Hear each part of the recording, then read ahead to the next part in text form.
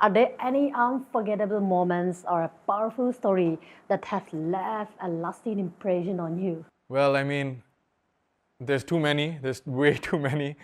Some which I can't say on camera, but I'd say my biggest memory, so my greatest memory, is probably my first amateur fight, which was in the Crystal Palace Arena in London.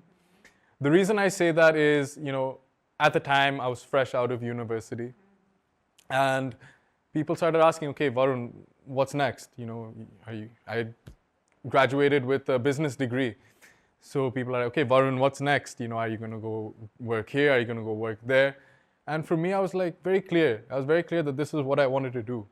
But everyone's like, but you've never kind of fought. You never fought seriously. I'd done inter clubs, but I'd never actually got into a cage in front of a live audience like that. And, it's being broadcasted around the world on streaming. So I'd never done that.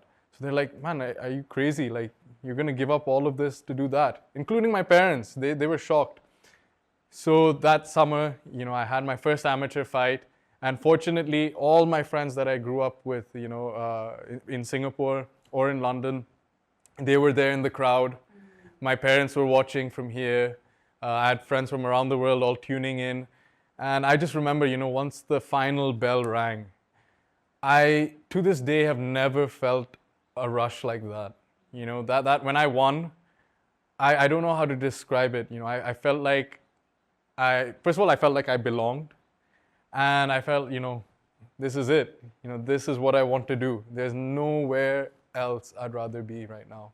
And I felt that, I did my friends proud, that the ones that came to support me. I did all the friends around the world proud. And most importantly, I did my family proud and my country proud. So I'd say that is the most special moment in my career so far.